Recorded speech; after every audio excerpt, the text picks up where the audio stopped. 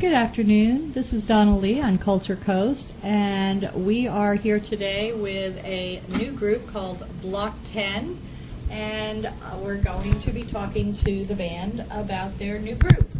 Hi, guys. Hello. Hello. All right, we're going to start with Brian. Brian, this was your idea to start this group here? Oh, I can't blame that one on me. I thought that was Al's idea. Now, see, I heard it was He your could have lied. I idea. asked him if he was a good guitar player, and he said yes. Well, I did lie about that. Yeah. If he would have lied, then it was a done deal. Oh, so done deal. Okay. Well, and you started with him, and it was just the two of you for a couple of weeks There was practicing. quite a few weeks, I think. We It's heard the- there was a drummer somewhere in the street, but we never found him. You never found the drummer? No, we couldn't find him. We In the couldn't find him street? at home, or couldn't find him on the street. Couldn't find him anywhere. Drummers are Heard he hard to was there. find. Yeah. And then you did find one, and then by the weirdest chance, one moved in just down the street from you. Right, and by the weirdest chance, we drug him out of his house one night during an art walk and made him play. Literally, yeah. Yeah, I literally. was hiding. I absolutely was hiding. And they're he tried- talking about Peter here, and it's Peter Van Lieshout? You got it, Van Lieshout. You got it. Lieshout, okay. And you are the drummer that they dragged out, and you live on the same street as Brian Morris, who's the bass player. Correct. And Al Musitano also lives on the street, and he's the lead player. And rhythm is Nathaniel Musitano, who also lives on the street. They have a harmonica player who joins them occasionally, Luciano Musitano, who lives on the street. And then Rick. He's a Rick's a token foreigner. Yeah, he's the reject. Yeah. He's a token outsider, but he works with Brian, so he's got a little bit of an in here. So We actually named the band after him. Where do you live? Right. And the name of the band is Block 10 because you all live on On Block 10th, 10. 10th Avenue and at 10th, 10th which and is 10th and 10th, which is Block 10. Great name for a new band. And so, where was your first gig and how did it happen? Our first gig was in front of Peter's house, and it happened because we drug Peter outside and made him play.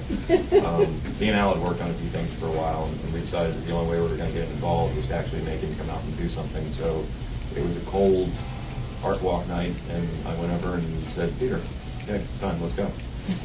I'll let him finish that story. All right, so Right. tell- No, that's pretty much it. I was actually I was at Sarasota Airport. I was going to fly back to Wisconsin to visit a family friend, and my flight was delayed. Didn't happen, so I came back, and I was going to miss Eileen's first art walk. I came back home that night and was actually like inside, hiding from all the madness. And then Brian comes over and says, "Are you ready? Are we doing this?" And I was like, "Well, I guess we're doing this." So yeah, he literally It was dragged me fate. out, and It it was was really, fate. it was awesome though. I mean, The interesting part, though, is he had said earlier that he did want to do it, and he was so desperately not wanting to do it, he was going to hop on a plane to Wisconsin to get away. just to avoid you guys. that's true. That's true. Just to avoid the fame and fortune that's coming your way. Okay, now, Brian, how long have you been playing bass? Just put it down a couple minutes ago. You quit? I started when I was young. I think I was 12. And that was a long, long time A couple years ago. Yeah. Anybody? Yeah, that was when Bad Company was still a new release on the radio. Now, They were still good was company. anybody in your family musical? Did you pick it up from anywhere else, or was it something you picked up in high school or middle school? I basically, a couple of friends of mine played, and they wanted to form a band, so I decided, okay, I'll learn how to play bass. And I went out and got a cheap little bass and started playing. And Started right on the electric? You never started with an Nope. acoustic? Nope. Played an acoustic later on when I was in stage band and the rest of it. But pretty much started right on the electric and just jumped right in and started learning songs. And had one of those garage type bands that teenagers are famous for? Yeah, kind of. We had a slight advantage. Bigger garage. We had a much bigger garage because it evolved that one of the people that we got into the band, it was a keyboard player and a singer. His father was the tour manager for Doctor Who. Wow. So we basically had a few connections right from the get-go and had a nice practice facility and the rest of the stuff. Very cool. But we were smart little kids. I mean, we played around, and when we were in our, 15, 16-year-old, we were out playing gigs and making money, playing standards and doing whatever we could. And then later on, I got married. And stopped playing? Yeah, that's it. Just stopped? That's cold? what happened. Wow. That's so sad. Yeah, I got rid of that one. Got a better one than I was playing. Life? Yeah. Oh. The one who said no had to go. Okay. Al, how about you? You play the lead guitar. How long you been playing? Since 1977. Should I admit that on the radio? Yeah, I didn't say. I just said I had Too late now. Long time ago, yeah. Okay. How were you in high school? Were you I was in the Air Force. You were already in the Air Force. Okay, so you were out of high school. Voluntarily or by Yes, force? voluntarily. No shotguns, no pregnant mistresses back home. It's all good. So you started playing in the Air Force. What got you started? What was behind that? All of my friends could play. Everybody played. They'd all go over and hang out at the rec center, and everybody pick up a guitar. And I got tired of doing nothing, so I started picking up what they were doing. So you just did it to join the crowd, Exactly. and then you got hooked. Yeah, it's probably the most addictive drug out there. All right, and Peter, drums. When did you start? I got my first set when I was in, 7th grade, so I guess I was 13, Was it always 14. the drums with you? It was. I tried guitar and I sucked miserably, and drums just came very natural to me, so yeah, it's always been the drums since 13 and 14. Now, you played in high school, I did. garage band? Yeah, so for me, tennis was the main focal point of, other than school, and then I just picked up the drums and really wanted to be in a band. So my friend and I in 7th grade, he played the guitar, I played the drums, and we started a little thing in middle school, and then I was in a band in high school for a bit, and then came college, kind of didn't play so much, but always stayed with it. And then after college, I was in a small little band working at Club Med when I was working at Club Med, and then I just stayed with it ever since.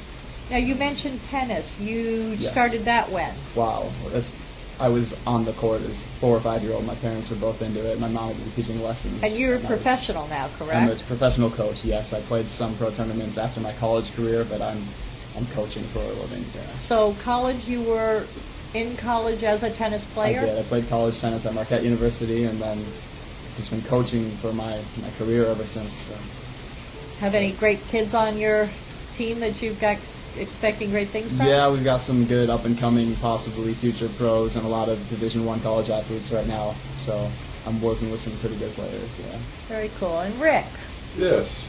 vocalist. How long you been singing? My parents were very involved in church when I was younger, and I was forced to sing for many, many years. Forced. And, And yet you still like it.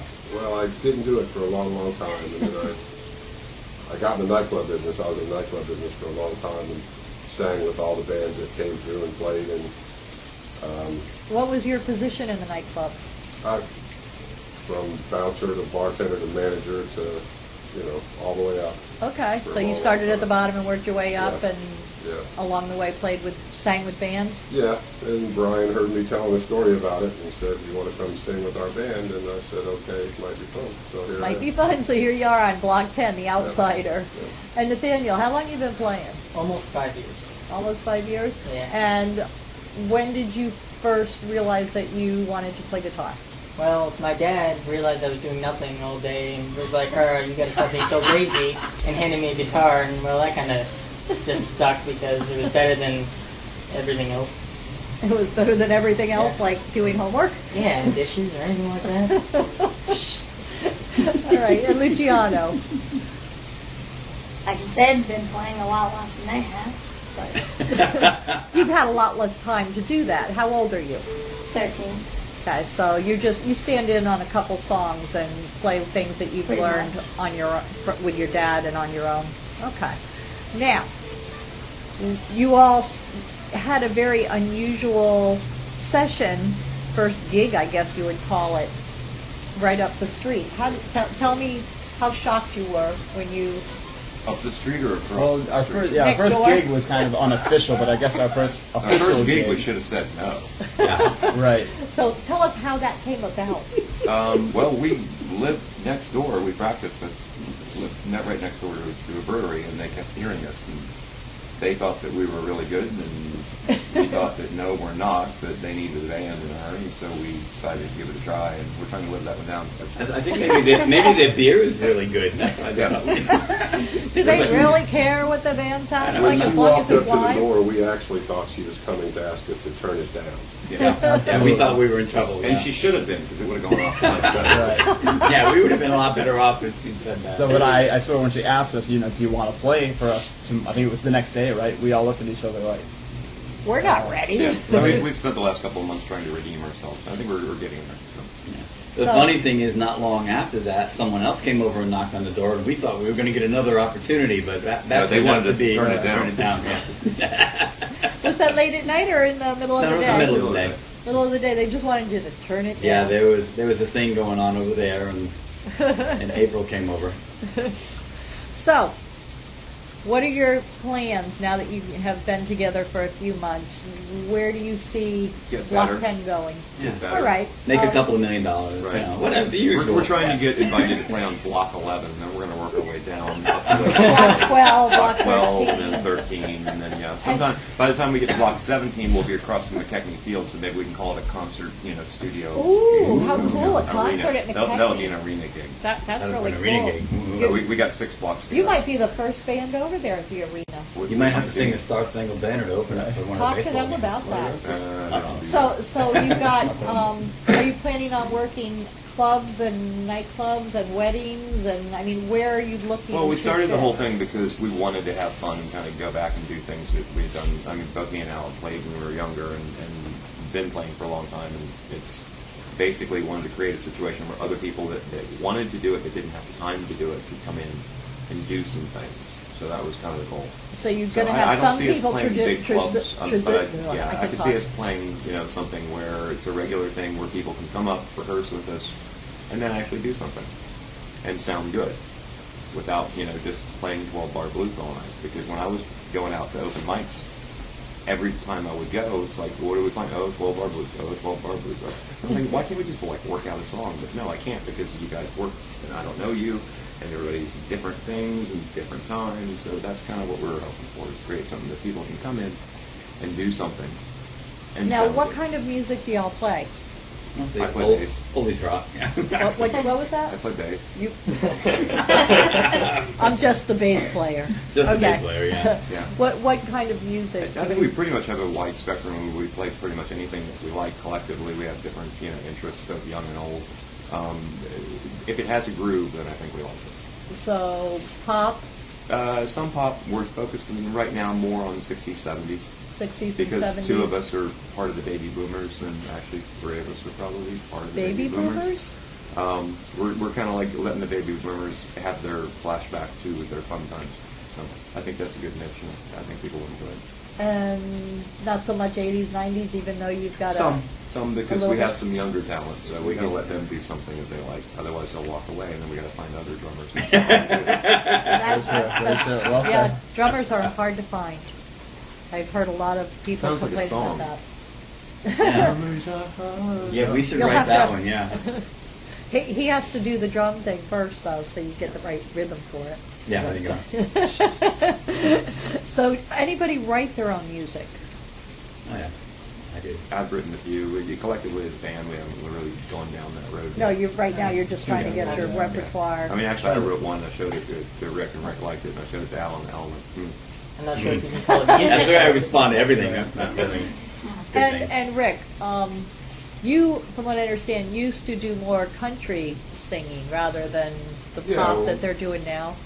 I've always been a 70s rock kind of guy, and I like country as well. And, they seem to go down, they've kind of merged together as time's gone by. So, See, Rick's dog died, then his wife left him. yeah. And then he lost his job. So he And then really the had beer to do was country. gone. That's right. You play a country record backwards, your wife. Yeah, we're going to spin Rick around and have this thing backwards, and he's going to get all that stuff back. So, next I'm going to ask Al a question reference to your do you have a website? Are you planning a website? Actually, We're we did, planning a we did Facebook talk about page. that. Yeah, Just a Yeah, Facebook? Just for now, just a Facebook page, and then we've got a couple of other things through the Village of the Arts that we can kind of link to, and I think we're going to start off there. Okay, so you're in the Village of the Arts. We didn't even talk about that. And you're doing something very soon, aren't you? And you have a gig coming two up. things, actually. We're playing the Art Walk on the 7th, which we're kind of doing as a regular thing. And then the following day is what they call Art Slam, which is a Bradenton event. I think they're in their 4th year now. It incorporates downtown and it incorporates the village, and they provide a trolley service, so they route people back and forth. It's kind of an all-day thing. We're part of 5 bands that will be playing, and we'll be playing twice during the 8th of March. This is March Anyone who 8th? listens to it, March What, 8th. do you know what time you're going to be playing? Tentatively, we're playing from 12 to 1 Noon and to from 1. 6 to 7. I thought it was 5 to 6. No, I think it's 6 to 7. 6 to 7, 6 to okay. 7, right. Okay, so Unless you've we're got playing for 2 you've got hours. 2 sets to Somebody's play got 2 sets to on play, March 8th. right. Where will that be in On the the village? corner of what they call Graciella's lot, which is the corner of 12th and 12th. Okay, 12th Street. Yeah, And so, 12th or- so we're going 2 blocks up. We're going from 10th and 10th to 12th. We're skipping to a 12th. block. Yeah. So we're 2 Skipping blocks a up on block. ourselves already. But Yeah, you're not we're- going to be we're block amazing. 12. And we're not gonna be- No, not changing the name. No. We'll be Change the block name for 10 your plus gig. 2. 10 plus 2, okay. Yeah. Or if more people join, you could be 10 Down plus zero. 3. Well, then we'd have to move down the street. Okay. And where do you hold your practices? Do you? On my very crowded front porch at the moment. Which it gave us our Increasingly, first which is gig, so getting I think it's a pretty increasingly- good place. Yeah. So- It's undercover and it's raining right now, so it works. And you don't really have to worry about complaints from the neighbors? No, we paid them all off. You paid them all off? Yeah, we paid them all off. so Except they- the they ones don't we complain. threatened, don't forget that. Yeah, we threatened to pay them all off. And what were the threats? That you would play it Then louder? we'd play more and later? and closer And worse. and worse. And I also threatened to sing. Oh, that says everything. That's scary. So, Peter, you got dragged into this. How do you find the time Literally. between your tennis and new I mean, purchase it's home not and- easy, but I've always wanted to do a good job with whatever I do. So I told them right away, if I don't have time for this, I'll just tell you. But it's something I've always wanted to do is be in the band, and these guys are, I could tell from day one, they're very talented. So I'm like, okay, I need to do a good job, and I know easily that, you know, if I can't give the time, they can find someone else. So I want to do a good job, and you know, I use my time wisely when I'm not on the court. I'm working out, taking a nap, or playing in this band. So. Now, Yeah. your tennis coaching job, is that like a 9 to 5? It's or you know is it is all during the hourly? week, but during the weekends I have tournaments to go to, and if you know Nick Bollettieri here, he makes you work like crazy because he's 83 years old and he doesn't stop. Nick, if you're listening, he really does love And you. yeah, absolutely. But you know, I think it's just you figure out your priorities, and if this is something I really want to do, then I'm going to make it Do happen. you work for a company, or are you on... I do. I work for IMG Academy. Oh, okay. Well, it started out as Nick Bollettieri Tennis Academy. Most people in tennis know it as Nick Bollettieri still to this day, but it is IMG. And yeah, we work a lot, but They have you a know. huge campus down by State College, right? Yes, very big on 34th Street West, And and continuing to grow. Yes, that's continuing all. to grow. That's a sports. All sports, yeah, but it was actually just recently bought by a media group, so an entertainment group. So I don't know if eventually they might have acting class. That's not my department, but Or maybe it's they'll possible. have you teaching the drums too. Yeah, no, we'll see. So Actually, you can incorporate drums and tennis together. You could You call really could. people out when they're off beat. No, you hit the ball off time. It should have been later. But again, my connection here is just through the Village of the Arts with my wife Eileen, who does her pottery down the street, and How did you find Just- the Village of the Arts? Because I know you're a new resident yeah. here. So Eileen and I, my wife, we were looking at possibly maybe moving to California, and we were going to go vacation to see her parents where she's from, and a few days before we left, we found out about the Village of the Arts, and we said, let's go have dinner at Arts and Eats, and it was just awesome. And she's always done pottery, so we thought this would be a really cool area, so we kind of changed that whole possibility and ended up staying here. Good and just, thing, because I hear they're having a drought for the next Yeah, 10 right. years, and things are really going to go bad over there. but it works well for us because she's got her pottery and I've got And we have my lots of job, so- water. Yes. Yeah, that's true. So no, it's just, I mean, the fact that these musicians live down the street and they have a good friend that's a singer it's just coincidence. So we'll see. Everybody if we get lives on. better. I know. I was Block 10 amazed is- you have everybody I right think we here need on to the get a house street. for Rick down the street, and Well, my wife I is an understand his artist, wife so is an that's- artist, so Yeah, there's a connection.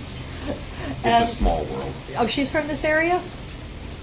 Your wife, Rick. She has an art studio in Sarasota. which is another gig. Oh well, then you guys do Plan. need to move up here and get your own place and have your own studio here, and it'll be perfect right on this street. She That'd actually be has a studio in Tolles Court in Sarasota.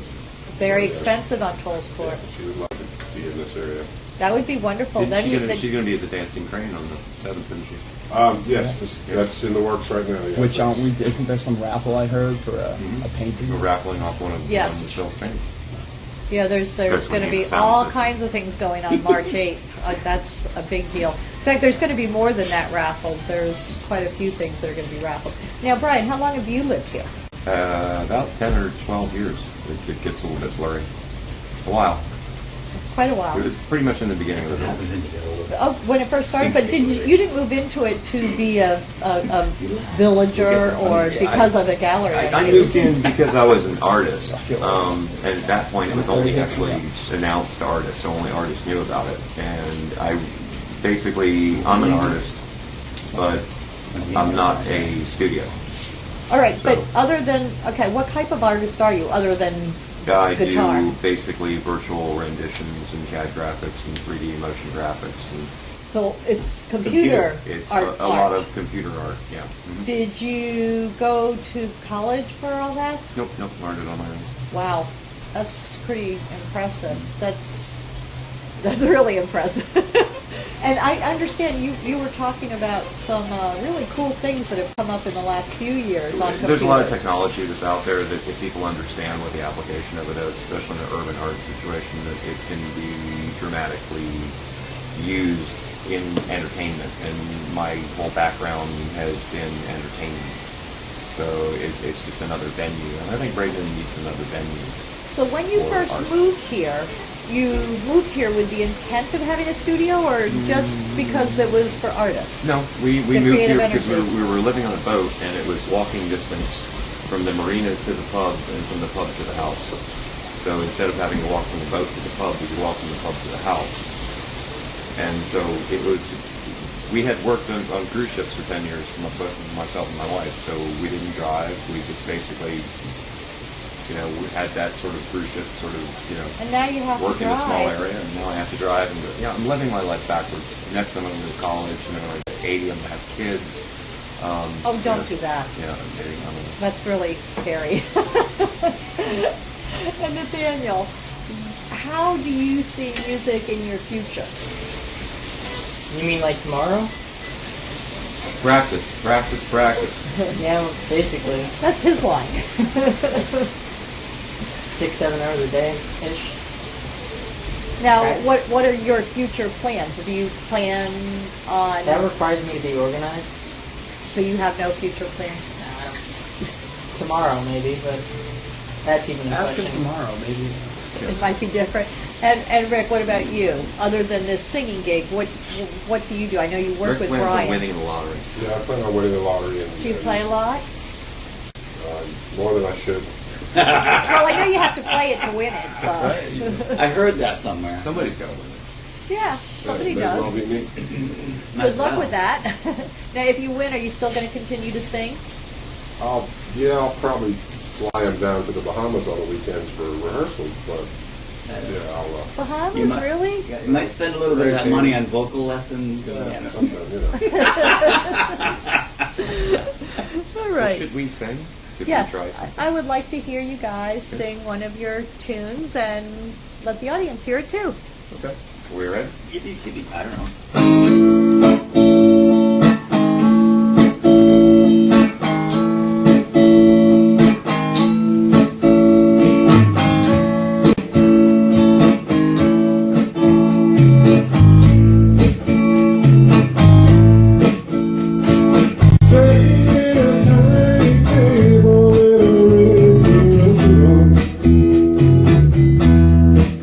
Staring at her coffee cup.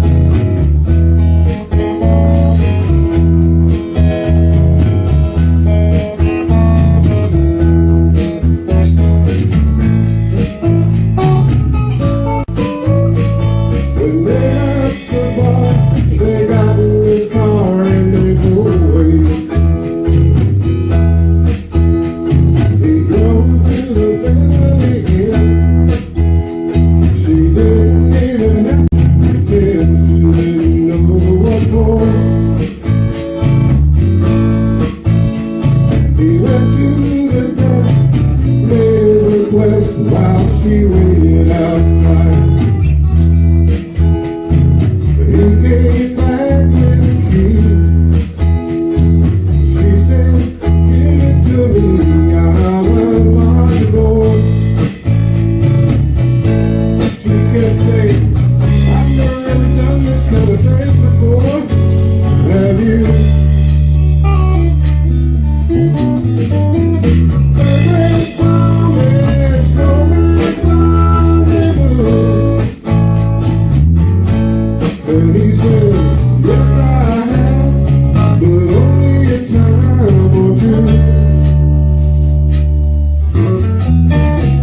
Third-rate romance, romantic rendezvous. Third-rate romance, romantic rendezvous.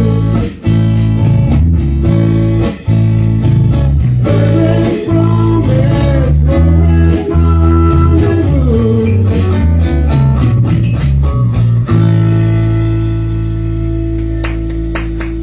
Nightmares. Frightful visions during the night, causing terror and loss of sleep. Daymares. Frightful visions during the day, causing fear and paranoia. Gothmares. Gothic visions that can happen anytime, causing horror and disgust. But sometimes they offer answers. Read Gothmares if you dare.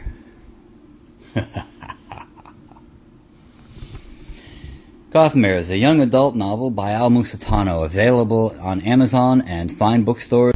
The following is a special presentation of the Radio Ear Network Project and the Miami Book Fair International.